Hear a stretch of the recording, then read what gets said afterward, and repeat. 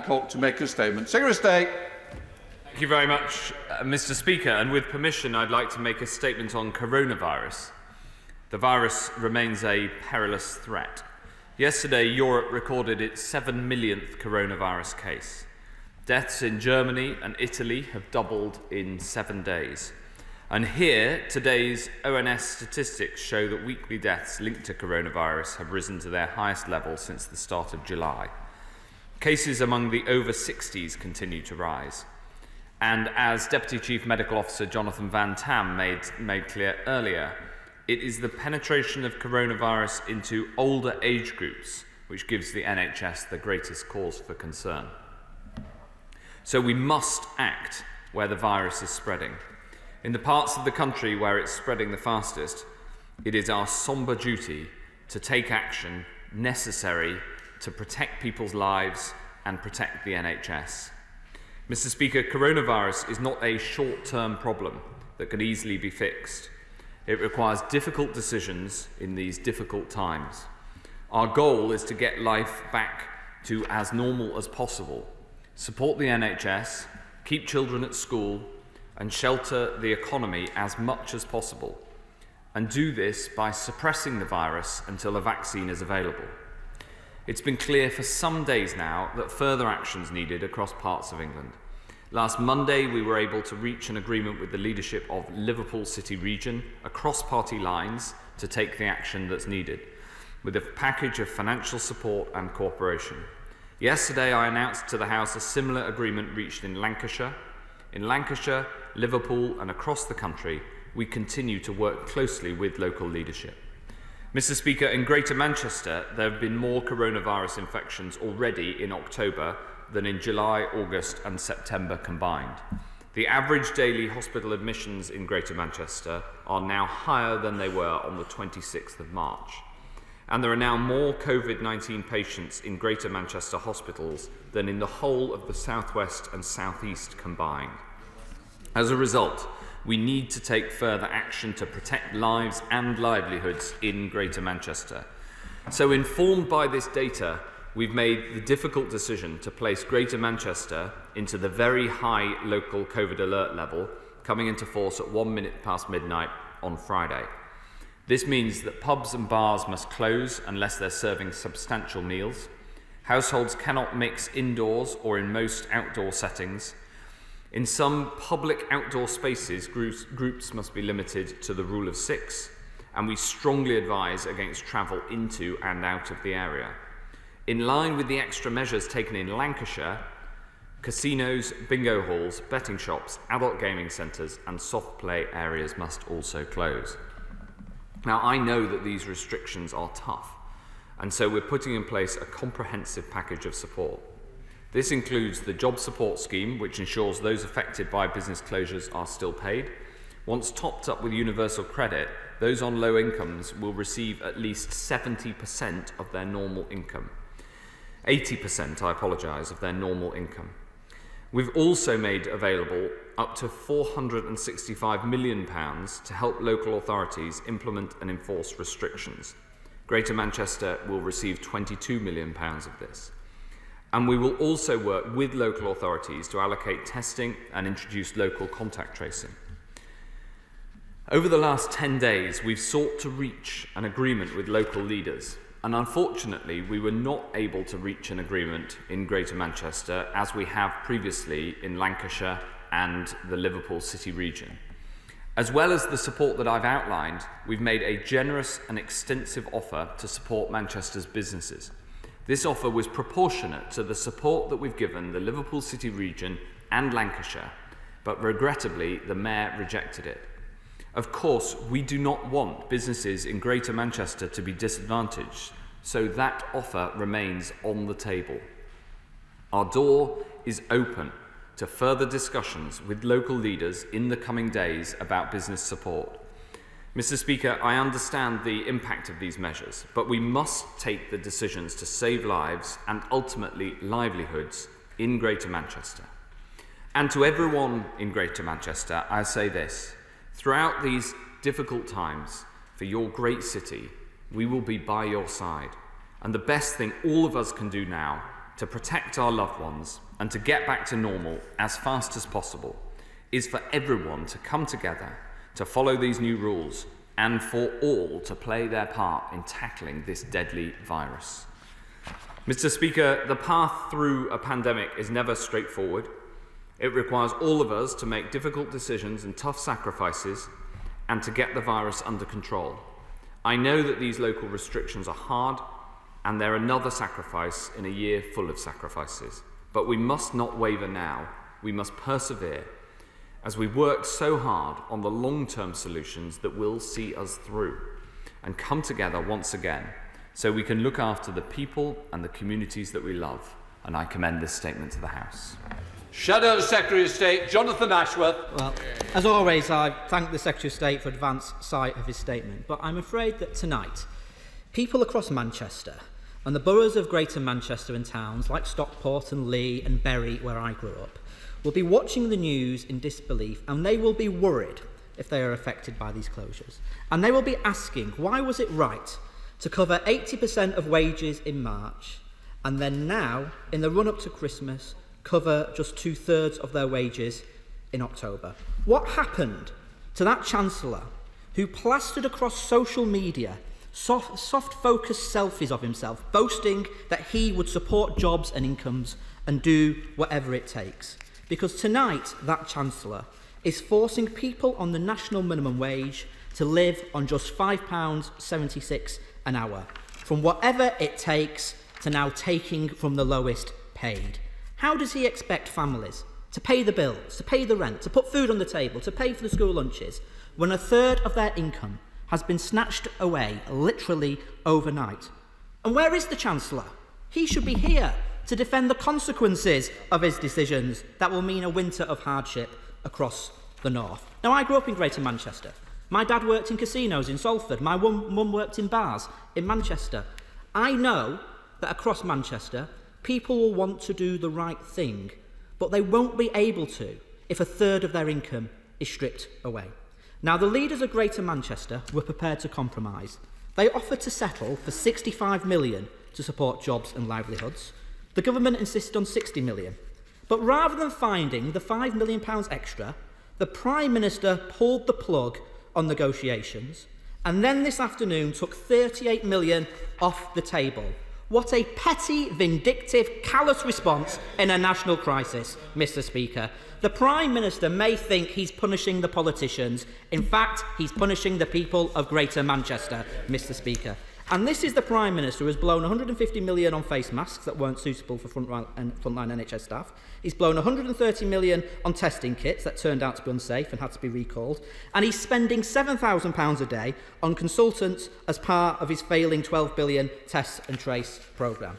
Now, given test and trace is broken and the virus is out of control, I've always accepted that greater containment measures are needed.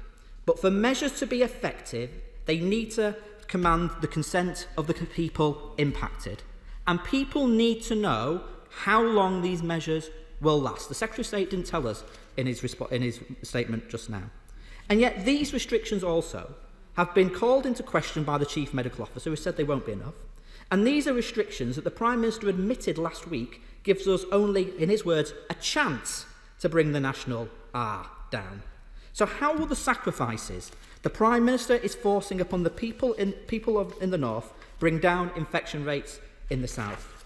Because he knows to bring R below 1, further measures will be needed. He knows more areas are likely to go into Tier 3. This is about so much more than Greater Manchester. But people will watch tonight and say if a government is prepared to inflict this level of harm on its people in the middle of a pandemic in one part of the country, then they will be prepared to do it to people in all parts of the country as well. And the result will be a winter of hardship for millions of people. This isn't a game. It's about people's lives. People need proper financial support. This is a national crisis, and we won't defeat this virus on the cheap. Secretary of State. Well, Mr. Speaker, I regret that the honourable member, who so often is so reasonable, is choosing to play political games with political rhetoric tonight. As I said in my statement, the offer of the support is on the table. And to the people of Greater Manchester, I say that the offer of the same support that was agreed with the Labour leadership of the Liverpool City region, and I commend them for their work, and was agreed with the leadership of Lancashire, and I commend them for their work, the same offer is on the table and remains on the table. And I look forward in the coming days to working with the local councils right across Greater Manchester, and of course the Mayor, if he's willing to come back to the table, to make sure that we have that package of support for businesses in place. But crucially, it is incumbent on us all to send the same public health messages to our constituents wherever we represent around the country, but in particular in the areas where cases are rising, as in Greater Manchester, to make sure that we are clear about the part everybody needs to play to keep this virus under control. And it is that sort of public health messaging, rather than political games, that I think the public is looking for in these difficult times. Back to the House, Sir Peter Bottomley. Mr. Speaker, I think it's fair to say the opposition leader has been moderate. He hasn't repeated his party leader's call for a national lockdown, and people in the areas where the virus has not jumped up very high will be grateful for that. My father's family came from Greater Manchester. Were they there now, I think they'd ask that the Mayor should actually make an agreement with the government, because public help and public health go together. And if it is a proportionate offer, we haven't heard the reason why it's inadequate in one place. If we want to have employment in the future, we need to have employers, and getting help to those who need to keep their businesses going, struggling to keep their businesses going, that help is going to be needed. Can I just make one point to my right honourable friend? Down in Worthing, we're not getting our test results back all the time very fast. It's important we do. So if, for example, a child may have symptoms, a father or mother may not be able to go to work as a teacher, and you end up by penalising all the children in a class, and I hope my right honourable friend will be able to say what's happening. Well, I strongly agree with my honourable friend, who puts it very clearly that the people of Greater Manchester would expect their local leaders to come to the table, and that offer remains there. It remains there for the support for local businesses, alongside the support for strengthening test and trace and strengthening enforcement in Greater Manchester. And I would urge all of the leaders of the 9 boroughs of Greater Manchester to pick up the phone and to work with us to make sure that we can deliver this. And of course that offer remains open for the Mayor if he wants to return to the table. On the point about the testing in Worthing, I will absolutely look into whether there was a specific problem. The test turnaround times have come down as the capacity has rapidly expanded, and I will make sure that I get back to my right honourable friend as soon as possible. Let's head to Scotland. The SNP spokesperson, Dr. Philippa Whitford. Dr. Whitford. Thank you very much, Mr. Speaker. While there may be a small minority who do not think of those around them, the majority of people try to follow the advice to reduce the spread of COVID. We know the virus spreads where people are in close contact. This isn't just pubs and nightclubs, but includes those in overcrowded housing or those who are working in exposed jobs where working from home isn't an option, or those on 0 hours contracts where if they aren't working, they simply won't get paid. Does the Secretary of State not think it's a bit inappropriate for politicians with well-paid and secure jobs to suggest that rising COVID cases in certain areas are just due to some form of misbehaviour requiring tougher penalties? People want to do the right thing, whether due to restrictions or because they are infected themselves, but sometimes they feel they've no option but to continue going out of the house. While in general surveys, the vast majority of people say they would isolate if they caught COVID, a study from King's College London shows that less than 20% of those who actually develop symptoms go on to isolate. This was associated with financial hardship, social deprivation, having dependent children, and working in key jobs which can't be carried out from home. Why is the Chancellor not continuing the full furlough scheme when we are heading into a second wave and the hardest winter the NHS will ever have faced? There are still millions of people who've not received any support since March. Does the Secretary of State not recognise that for those on low wages and in insecure work, the choice between staying at home or feeding their family just doesn't feel like a choice at all? Mr. Speaker, I agree with the Honourable Lady that the majority of people try to follow the advice, and the vast majority of people want to do the right thing. And we introduced the £500 payment for those on low incomes precisely to support people to do that. We introduced it right across the UK, working with the Scottish Government. And there are signs that the uptake of that has allowed people to complete isolation when they need to in order to keep others safe. Yeah. Thank you, Mr. Speaker. My right honourable friend and his department has engaged with me and my Tees Valley colleagues a number of times in recent weeks, and I thank him for that. He is well aware of my deep reservations about further restrictions on my constituents' lives, liberties and livelihoods, particularly due to the mental health impact that these restrictions present. Can he confirm that while discussions are ongoing, there are no current plans to move Redcar and Cleveland into Tier 3 restrictions? And will he also commit to working with me, Redcar and Cleveland Council, my Tees Valley colleagues and the Tees Valley Mayor Ben Houchin on any future changes we make? Yes, we've been working very closely with the Tees Valley, and the need for the level 2 restrictions there was not something that we put into place lightly, but we followed the data, and we will continue to follow the data and take the action that's needed, but only the action that's needed, and engage absolutely with my honourable friend, the Mayor of the Tees Valley, who is rising above party politics to do the right thing for the Tees Valley. The point that I would make to him, though, in addition to the points that he made, is that the impact, for instance, on mental health is undoubtedly worse if the virus gets out of control, even though the measures that are taken are difficult ones. And the Royal College of Psychiatry has been very clear that the best thing for mental health is for us to keep the virus under control, even though, of course, we need to mitigate the consequences that do and do flow from the measures that we sometimes have to take.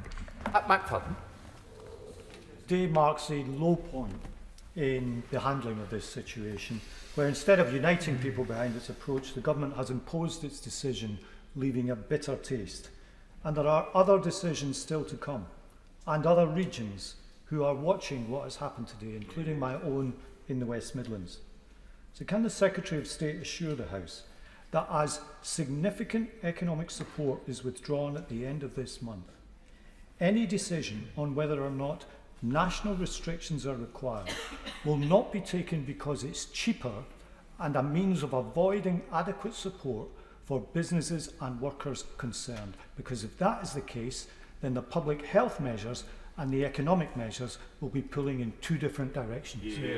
Yes, absolutely. And the extra support that we put into areas that go into Tier 3 is a reflection of the need to ensure that that support is there when action has to be taken for public health reasons in order to control the virus. I spoke to the Mayor of the West Midlands just before coming into this chamber, and we will work very closely together to make sure that we keep the virus under control in the West Midlands, where in a very large part the local leadership, again across party lines, has worked very closely together to do what is right for the people of the West Midlands. Today, Jonathan Van Tam, in answer to a question, said that a national lockdown right now would be inappropriate for places such as East Anglia. Does my right honourable friend therefore disagree with the position of the Labour Party and Ipswich Labour that now is the time to close down the entire hospitality sector in somewhere like Ipswich with low levels of COVID, but which employs thousands of my constituents? Well, I don't think that we should... I do agree, of course, with what Professor Jonathan Van Tam said, and he is a very fine scientist and a brilliant man. And I think that I think that nobody is looking right now for political differences, for politics sense. What people are looking for is people to come together and make the right decisions in the national interest or in the local interest. and to take these decisions as locally as possible to make sure that we support people as much as possible, take action where it is necessary, but make sure that we don't take action where it isn't necessary. Liz Twist. Thank you, Mr. Speaker. The Prime Minister earlier said he was still talking to the North East. Can I reiterate that in the North East, we believe that we should remain in Tier 2 and are working hard to that end. What we do need is financial support for the test and trace work already being carried out effectively locally, and financial support for our hospitality, leisure and retail sectors who are taking the strain of current restrictions. So will he now fund the test and trace work being done so effectively locally, and will he urge the Chancellor to provide a financial support package for our hospitality, leisure and retail sector within Tier 2 to support our economy and our local people? We are working very closely with the local leadership in the North East and with colleagues. It was very good to see the Honourable Lady on a Zoom call recently to discuss this. I think that it is important that we take the action if it is necessary, but there are early signs that the number of cases in the North East is starting to flatten. In the first instance, that is happening amongst younger people, and I'm still worried about the numbers of cases of over 60s, who of course the people who are most likely to end up in hospital or worse. So we will keep a very close eye on the situation, but we have no imminent plans to make a change. And were the clinical advice to change that we needed to move urgently, then of course we would seek to do that with the support of the local area. We now come to Sarah Brittley. Weeks, the number of COVID patients admitted to intensive care units in hospitals in some parts of the country has increased sevenfold, and I agree with my right honourable friend that we must act now to control the spread of the virus. But can he assure me that the government is doing all that it can to keep cancer treatments, elective surgeries and other vital diagnostic services going? I absolutely can give my honourable friend that assurance, and I had a meeting on this with the NHS only this week. The good news is that the backlog from the initial lockdown has been reduced by 63% of the very long waiters for cancer treatment, those waiting over 104 days. We're working to keep that coming down. Of course, the best way we can make cancer treatment available to everyone, and the best thing in terms of cancer treatment is to keep the rate of coronavirus down. And on the point of fairness, representing a Lancashire seat as she does, I think it's really important that the proposals that we're making in Greater Manchester, the subject of the statement this evening, are equivalent to the proposals that were made for Lancashire, and it is only fair between different geographies that we have the same levels of support, especially neighbouring geographies like Hyndburn and Manchester. Michael. Thank you, Mr. Speaker. Mr. Speaker, I too am working hard with Tees Valley colleagues to keep the area out of Tier 3, but my constituents in Hartlepool are confused and seething with anger. They're concerned about moving to Tier 3 with all the health and economic impacts that will bring. We're not in Tier 3 yet, but if we get there, what exit strategy does he have for ending lockdown? In the short term, the best exit strategy for anywhere that does go into Tier 3, and I agree with him on his assessment that Hartlepool in Tier 2 at the moment, I hope we can keep it there, but we'll keep it under review. The best exit strategy for anywhere that wants to go into a lower tier is for everybody to follow those rules, respect social distancing, and try to get the case rate coming down.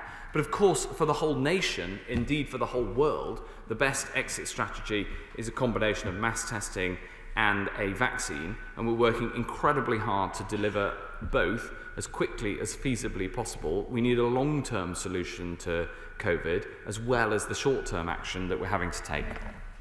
Thank you, Mr. Speaker. Greater Manchester has lived under harsh additional restrictions for 3 months. Can I put it to my right honourable friend, the lockdowns themselves cost lives as well as livelihoods, that they have a terrible toll on the mental health, particularly of the young. Does he accept that it is better to do these things if they must be done, by consent. And in that regard, will he confirm that these measures will be brought to this House for approval, and that in any case they will end with a sunset after 28 days? Yes, I do. I do agree with him that these things are better done by consent. And in the parts of the country where the whole local area has supported the measures through getting the right messages out to people about their personal responsibility, you do tend to get a better response and see the case rate starting to come down. It's one of the many reasons why we worked so hard to try to get an agreement across Greater Manchester, and one of the reasons why I regret that we haven't been able to, although, as I say, that our door remains open. On the point about consent, of course these measures will be brought to the House, and they sunset after 28 days, and we keep them under review because we wouldn't want to keep these measures in place a moment longer than they're needed. Jardine. Mr. Speaker, Secretary of State, none of us doubts the grave threat to public health and the difficulty in dealing with it. But there is also now a widespread real threat of poverty. So whether the 60 million is on the table or off the table is actually immaterial. It's not what the elected representatives of Greater Manchester said they need. So does the Secretary of State appreciate, does his government appreciate that the people of Greater Manchester tonight feel that they have been abandoned by this government, and that my constituents in Edinburgh West and people up and down this country will be wondering if they will be abandoned next? No, on the contrary, we're putting extra support into Greater Manchester, and we are willing to continue with the support, or akin to the support that we agreed with the leadership of Liverpool City Region and with Lancashire's, my honourable friend who's now gone from the chamber, was setting out. This unprecedented level of support across the whole of this pandemic has only been possible because of the UK acting together and working together. I hope that we can continue to work with her and her party to make sure that we get through this as best we possibly can, suppressing the virus and supporting jobs in the NHS. John Redwood. More action is needed to help livelihoods and save incomes. So will the government share and, if necessary, develop its work with the commercial and public sectors over how air conditioning systems, ventilation systems, heating systems, air extraction systems can be adapted or improved so that more of those commercial and public buildings can be kept open for proper use? Yes, absolutely. I think it's an incredibly important strand of the work. It's being led by the business department, but I keep a close eye on it and in fact had an update on it this week, which I'd be very happy to discuss with my right honourable friend. Speaker, and I thank the Minister, the Secretary of State for all that he's doing. There's many underlying conditions, health conditions. One of those is respiratory illnesses. I declare an interest, Mr. Speaker, as the chair of the APPG in respiratory health. And given that respiratory illnesses are one of the leading causes of deaths in the UK, and that includes COVID-19, of course, what reassurances can the Secretary of State offer me and those people who suffer from it that referrals for severe asthma, COPD and other respiratory illnesses will not be forgotten and will be maintained, and that and avoid further unnecessary deaths? Well, we work very hard on this point, and actually to answer both this question and a question from my right honourable friend from Trafford, which I didn't answer. Of course we take into account the health impacts, the overall health impacts, both of COVID, direct COVID deaths, the impact of COVID on our hospitals, meaning that it's harder sometimes to treat other illnesses, although that is now much better than it was in the first wave, and the NHS is very much open, and also the impact of measures on other conditions. The best way through this from a health point of view, taking all these things into account, is undoubtedly to keep the virus down, but also to try to make sure that the NHS right across all 4 nations of the UK is open for all other conditions, and that if you are asked to go to hospital, then it is the safest place for you to go. Speaker, I understand talks are currently ongoing about South Yorkshire, which includes Rother Valley, going to stricter lockdown. But before any decision is made, will he agree to get agreement between councils and local MPs so that local views, concerns and support is agreed in advance, especially around mental health and local businesses? Yes, I'd be very happy to agree with my honourable friend. In fact, we were discussing this on Sunday morning on the challenges in South Yorkshire where the cases are going up fast. Action does need to be taken, and talks are ongoing in a highly collegiate and constructive way. I pay tribute to the way that my honourable friend stands up for his constituents in the Rother Valley and makes the case directly to ministers day after day about what's best for the area and represents them so clearly. Let's head to Wales with Geraint Davies. Geraint Davies. Thank you, Mr. Speaker. Mr. Speaker, in lockdown, people need the financial support to do the right thing, to stop the virus and stay at home.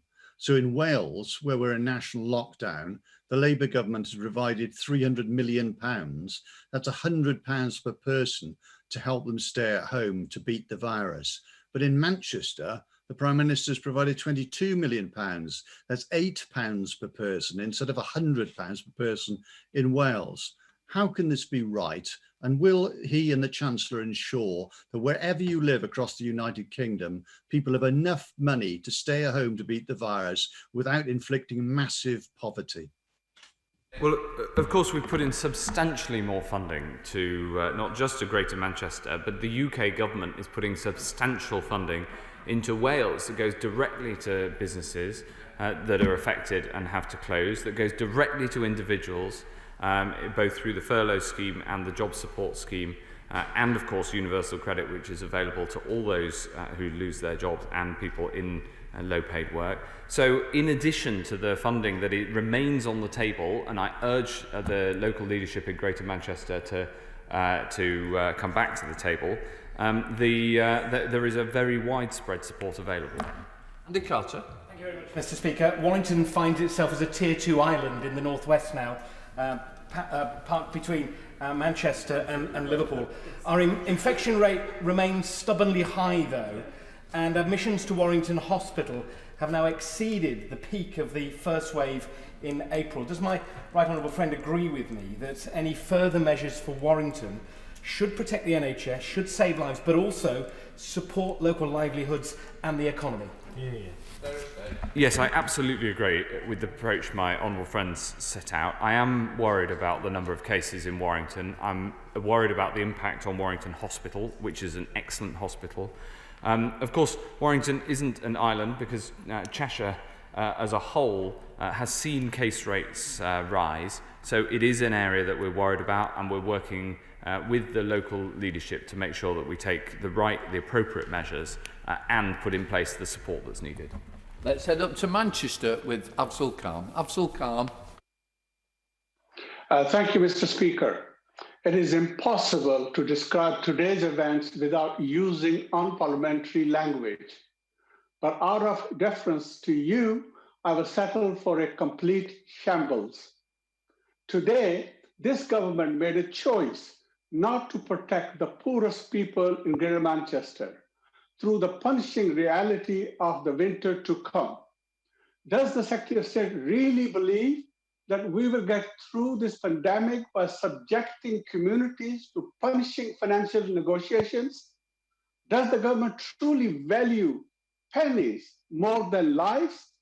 The governments are playing poker with the people's jobs, their homes, and their lives. So can the Secretary of State tell me, is he proud to be a member of this government? Mr. Speaker, on the contrary to the way that the honourable gentleman described it, the government has put forward the same proposals in Greater Manchester as was agreed in Lancashire, as was agreed in Liverpool, and unfortunately the Mayor of Greater Manchester walked away from the table, but the offer is there, and I'd urge all of the local leaders, including the honourable gentleman, to take forward the offer that's there to resolve this, and for us all to work together for the benefit of the people of Manchester. Jackie Doyle-Price.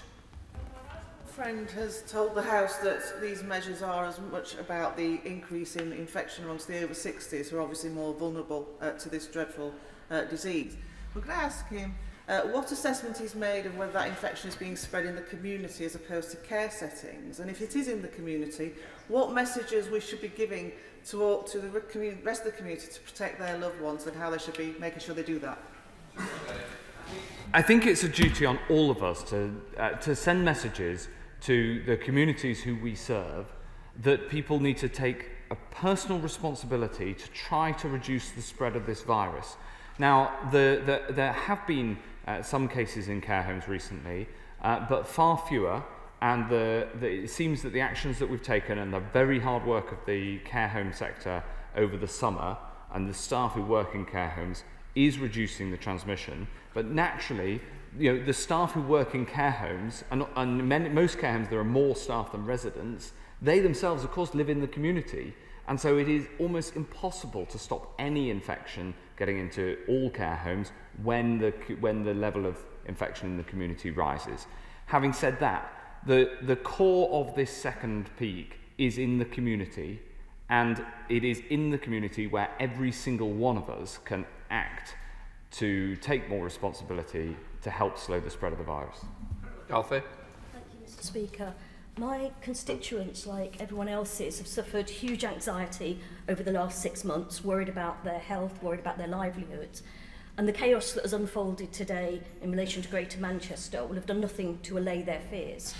But they're also angry. They're angry about the money that has been squandered on the PPE purchases, on the consultants, on the failing test and trace system that my honourable friend, the Shadow Secretary of State, raised with the Minister.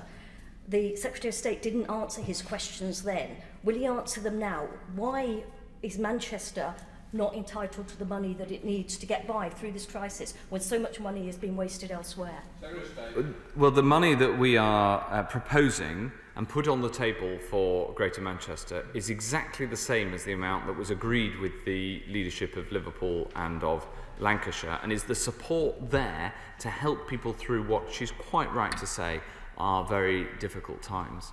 And so I hope that we can resolve this, but we needed to act after 10 days with the infections still going up. We needed to act, and it was our duty to act, even though we couldn't yet get the agreement of the local leaders, but I hope that that will come.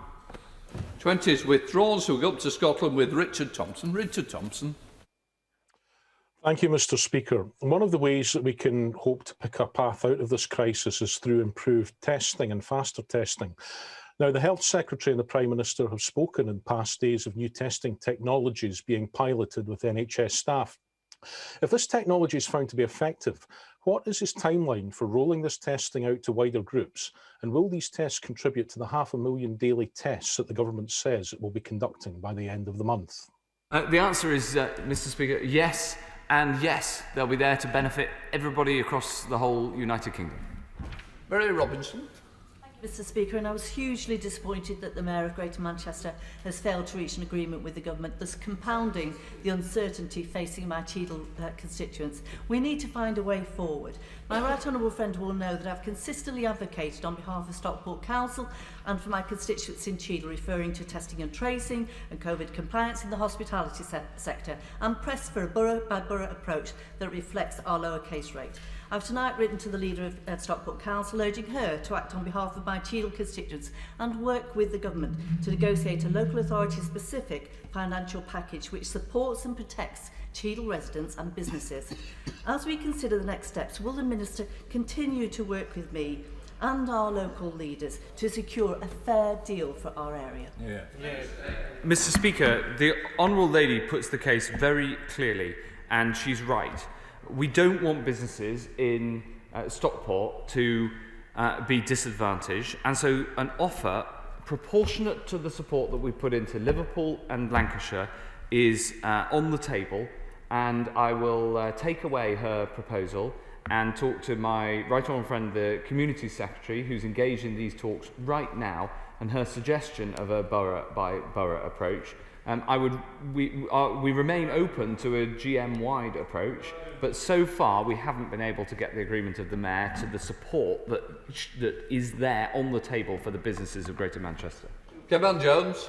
Mr. Speaker, can I welcome the Secretary of State's announcement that he has no plans to move the North East into Tier 3. And he's right, in County Durham, COVID numbers are plateauing, especially if you take out of the students. But could he address the point raised by my honourable friend, the member for Blaydon? When will he give the extra resources to local directors of public health to do local test and tracing? And can I also ask him, when will local directors of public health get the timely information from national test and tracing so that in those cases they can actually chase them up? Because at the moment they're getting them up to 48 hours after the case.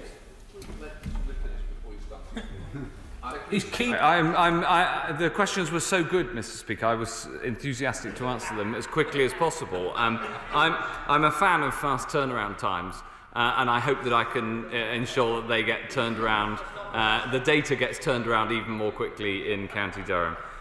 We clearly, when it comes to the case rate, yes, there have been good signs. I am still worried about the case rate amongst the over 60s, and the discussions with local leaders continue, but I absolutely take his points on board.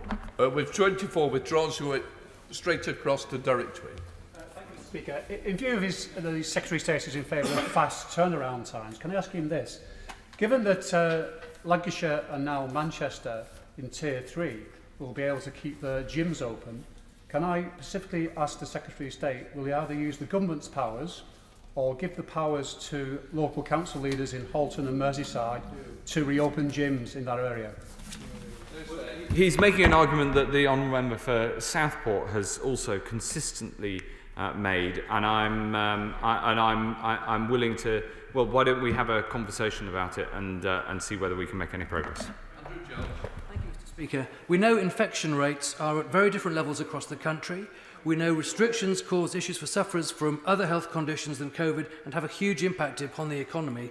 But closing pubs in Harrogate or Newquay will not make case levels fall in Manchester or Newcastle. So does my right honourable friend agree with me that a blanket national lockdown is wrong and local interventions are what we need now to tackle this crisis? Yes, I wholeheartedly agree. The localised and regional approach is increasingly being taken up around the world. For instance, in France, indeed in Sweden, which has often been discussed in this House, has put in place a system very similar to ours for exactly the sorts of reasons you set out. I bet. Speaker, as the Secretary of State will know from the Zoom call that we had on Sunday morning, for which I thank him, the Mayor and leaders of the Sheffield City region are engaged with ministers and officials about a number of asks in order that move to a Tier 3 could be considered. Those asks are about extra help for businesses, those that aren't completely shut but have a substantial reduction in income, and more help beyond the £500 scheme for people who are asked to isolate. Could the Secretary of State correct me if I'm wrong, but it seemed from his answers to previous questions that what he's saying is the offer made so far to Lancashire and Merseyside is the final offer that anyone else could expect to receive, and no one else will get any more, particularly in terms of revenue or resources, than has been offered to those areas. Is that true or not? That's an overinterpretation of my comments, I'd say. The discussions with the local leadership in South Yorkshire have been very constructive, very positive, all focused on the health and the public health needs to get this virus under control in South Yorkshire, and then the support that needs to go alongside that. They're being led by my right honourable friend, the Community Secretary, and I wouldn't want to fetter the privacy in which those discussions have rightly taken place. And I think we should leave it to the local leaders and my right honourable friend to try to come to a conclusion. Thank you, Mr. Speaker. I am sure that the Secretary of State is as disappointed as I am that the Greater Manchester Mayor has been unable to reach agreement with the government today. Would he and other right honourable colleagues now commit to meet with myself, other Greater Manchester colleagues and council leaders in Greater Manchester in order to find a fair and workable agreement? Yes, absolutely. The support, proportionate to the support that was made available to Lancashire, is on the table, And we're willing to meet anybody from Greater Manchester to help to make this happen. And it is best done as a team effort. The offer was there on the table. I, like him, regret that it wasn't taken forward, but I hope that both council leaders in Wigan, colleagues from across the House, and if he wants to, the Mayor will come back to the table and work together for the people of Greater Manchester. Toby Perkins. Thank you, Mr. Speaker. The Health Secretary's attempt to divide and rule the Mayor and the members of Parliament in Manchester is absolutely transparent, and it's shameful that some of those colleagues across the way who have been working collectively should collapse like they appear to be doing today. But doesn't it say everything about this government that they should believe £7,000 a day is an adequate amount to pay consultants to work on his failing track and trace programme, but that £8 per head is more than enough for people in Manchester and right across the North and Midlands to go into this Tier 3 after the Tier 2 programme hasn't worked? On the contrary, Mr. Speaker, we're working hard across party lines and trying to rise above that sort of political attack to work for the benefit and the public interest of everybody in this country. Tom Randall. Thank you, Mr. Speaker.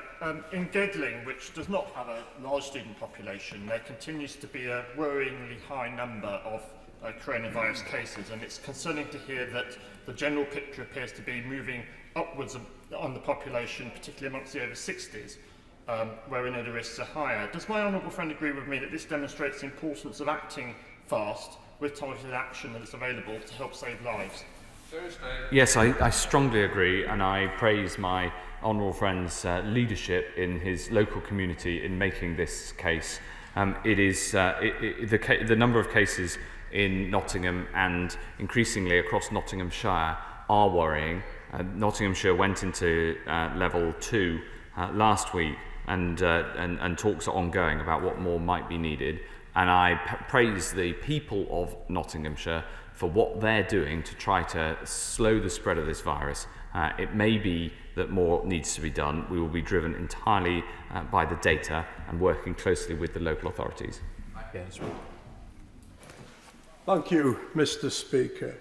Secretary of State, Cheshire leaders, indeed the Warrington leader, has met with the department, written to the Prime Minister, asking for local resources for a local test, trace and isolate system, as well as a substantial financial package of £42 million to support our hospitality sector, which people have mirrored across the room. They've yet to have a reply. So, given the urgency of the situation, please do your utmost, make sure that reply goes to the leaders. Finally, as a Mancunian by birth, then I find the spitefulness from the Prime Minister disgraceful. Do the right thing by the people of Greater Manchester, Prime Minister. Well, the Prime Minister is seeking precisely to do that, and he, like me, he very much hopes that the local leadership in Greater Manchester will do their bit. When it comes to Cheshire and indeed Warrington, as we talked about earlier, I am worried about the cases, and I'll make sure that the engagement that he and his council seek happens as soon as possible. Sent to Cheshireman, Amersham with Dame Cheryl Gillan. Dame Cheryl.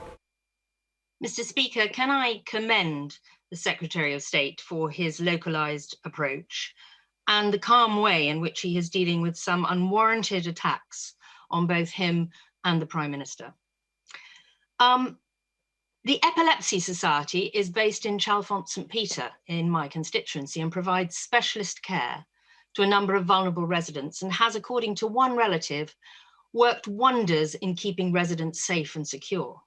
However, visits from relatives cannot take place as the incidences of COVID-19 grow, and the home is now locked down again. With 60-minute tests now available down the road at Heathrow Airport, could we not arrange for this type of testing for close relatives so they could visit their loved ones? It would make all the difference in the world to my constituents and many others in long-term care. The answer is yes. We absolutely want to use this sort of testing as it becomes more widely available to do exactly the sort of thing that my right honourable friend sets out. Yes. Let's head to Greater Manchester with Debbie Abrahams. Debbie Abrahams. Thank you, Mr. Speaker. Can I just say, Mr. Speaker, how shocked I am in terms of some of the responses of their Health Secretary. All Andy Burnham and the leaders of the Greater Manchester local authorities have been trying to do is to ensure that their constituents, our constituents, are not plunged into poverty, into homelessness and worse. That's all they've been trying to do. So to describe it as in the way it has is really upsetting. But Mr. Speaker, international evidence shows that key requirements for local lockdowns to work are firstly, that you have a competent test, trace and isolate system. Secondly, that businesses and workers are supported by a financial package equivalent to existing incomes. And finally, that national government supports local leaders. So, Mr. Speaker, the government has failed to deliver any of those. So are they following the evidence or not? We're working incredibly hard to support the action that's needed to suppress this virus whilst protecting the NHS and schools and supporting the economy as much as is possible. When it comes to the work in Greater Manchester, absolutely that is our goal, that is the work that we're doing, and I really hope that given that this that the support proportionate to that support already agreed in Lancashire and Liverpool is on the table, I hope that local leaders will work with us. Desmond Swain. What estimate has he made of the number of excess deaths above the long-term average in each of the last few weeks? Well, we have thankfully seen that the number of excess deaths is around at the level of the long-term average. I want to keep it that way, and that's why we're taking the action that we are, so that this doesn't get out of hand like we saw in the first peak. Thank you, Mr. Speaker. There's a pattern here, isn't there? Whenever the government can't agree a deal, it's always somebody else's fault. In this case, Andy Burnham's fault for simply standing up for what Greater Manchester needs, not what we want, what we need. Now, maybe I'm also over-interpreting the Secretary of State's comments, but in his answer to my honourable friend from Sheffield South East, he suggested there might be different offers for different areas. Now, Greater Manchester was asking for a carefully costed package to meet our needs and our requirements. Why can't the government just give Greater Manchester what we need? Well, the offer that was made to Greater Manchester was proportionate to the support that we've already given to and agreed with the local leadership in Liverpool and in Lancashire, and I regret that the Mayor rejected it. But we want to support businesses across Greater Manchester, and so we are open to further discussions with local leaders, including with the council leaders, as my honourable friend suggested, about business support, and I hope that we can make some progress. 36 withdrawn, so we'll go up to Kingston upon Hull with Dame Dinah Johnson. Dinah. Thank you, Mr. Speaker. Andy Burnham has said that on COVID-19, we need to carry the people with us, not crush their spirit. So does the Health Secretary think that he has carried the people of the North with the government as they watch bully boy tactics and punishment beatings being used against the legitimate concerns of local leaders from all parties to try and protect the livelihoods of the poorest and local businesses in Greater Manchester? And how does this bode for other areas such as the Humber, which may well need more help as they move into higher tiers? Areas like South Yorkshire, like West Yorkshire, like the North East, like Nottinghamshire, that we're already in discussions with. Those discussions right across the board are constructive, are positive, and are focused entirely on the well-being of the people locally. And I hope that I hope that in Hull cases stay relatively low and we don't have to go into a higher tier. There are no plans to do so at the moment, and I urge the people of Hull to keep following the rules and keep the coronavirus down in Hull. But what I would say is that in every other part of the country, we've had highly constructive talks that haven't involved this sort of party political point scoring, and I would urge that approach from everybody. Anthony Brown. Thank you, Mr. Speaker. In my constituency of South Cambridgeshire, the latest figures show an infection rate of just 54 per 100,000, about half the national average and 1/10 the rate in Liverpool. So I think it's absolutely right the government isn't following a national lockdown, but is instead following the regional, local approach. But in those areas that do need to go to Tier 3, it's absolutely right the government gives additional financial support, but it's also right, surely, that the government treats them fairly and equally, and the government couldn't give greater support to one area, Greater Manchester, than to Liverpool or Lancashire, because then those local leaders that are refusing to take the action necessary to lock down the virus will be given greater financial rewards than those leaders that are taking the steps necessary. This point about fairness is really important. Imagine how it would feel to be running a business or being somebody who lives in Liverpool when an agreement has been struck across party lines for the support that comes with the measures that are necessary.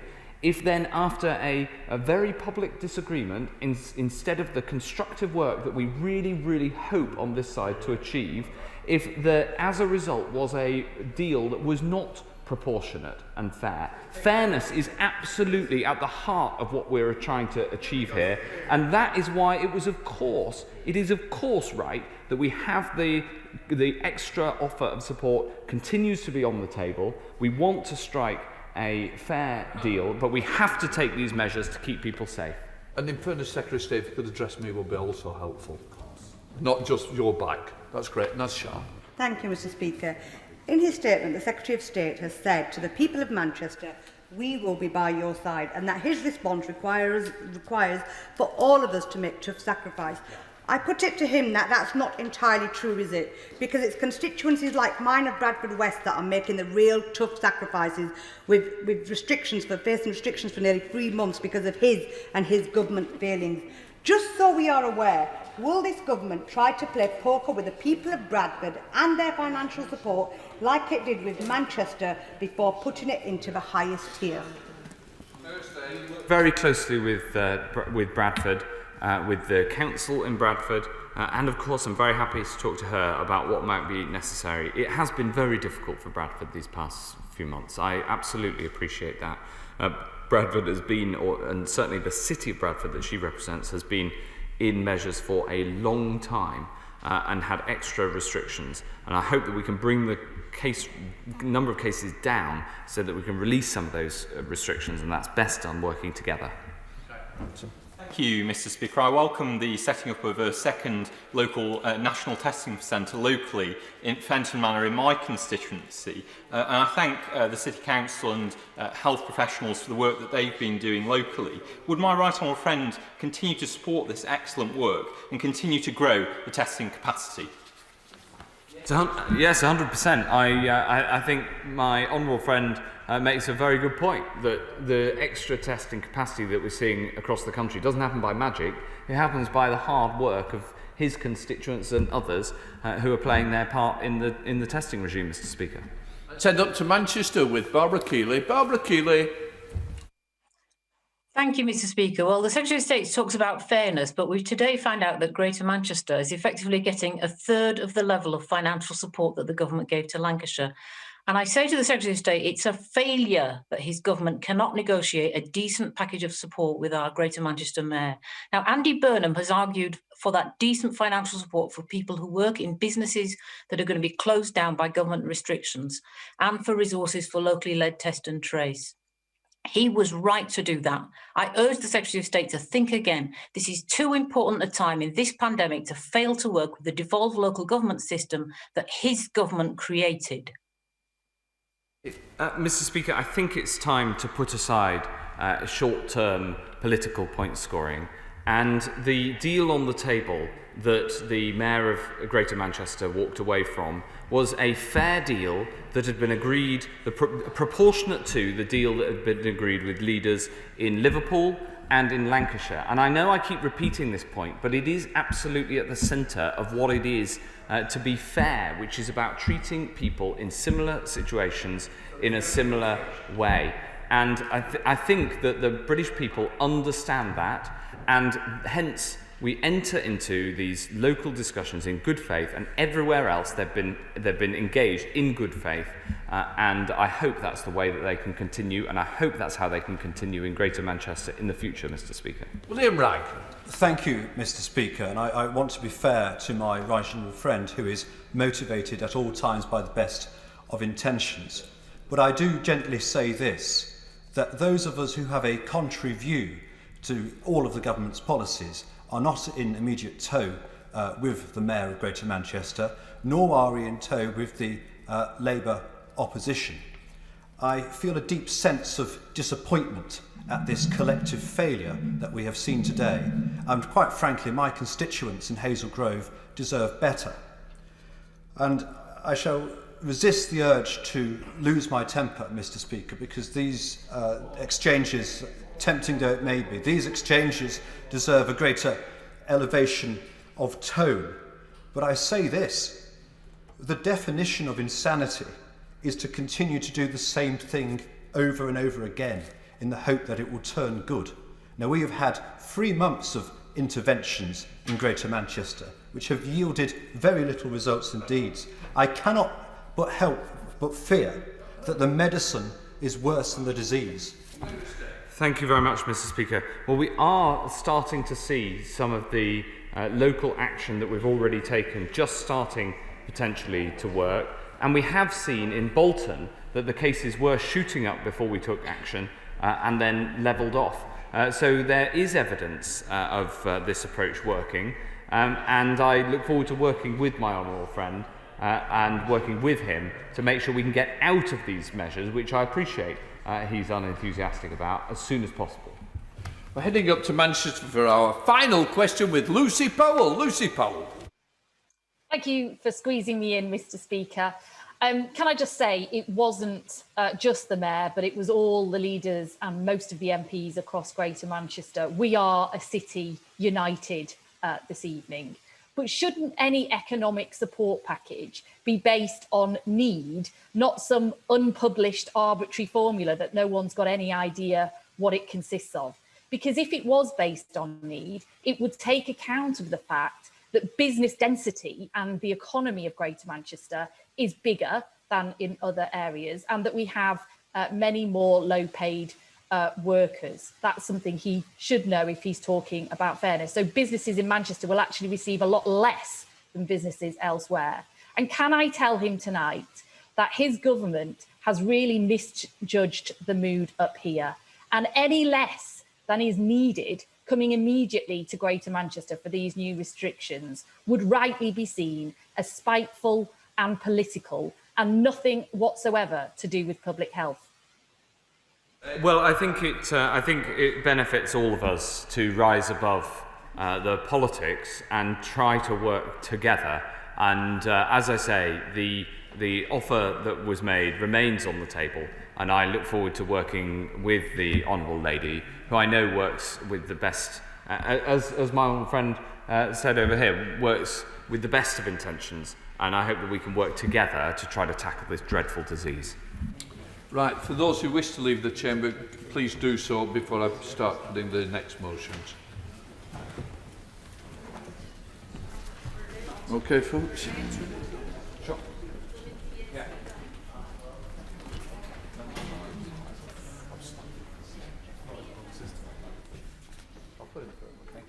Right, we're now going to come to the motions 4 to 7. I'm going to take them individually. So I'm going to start with motion number 4, Minister, to move.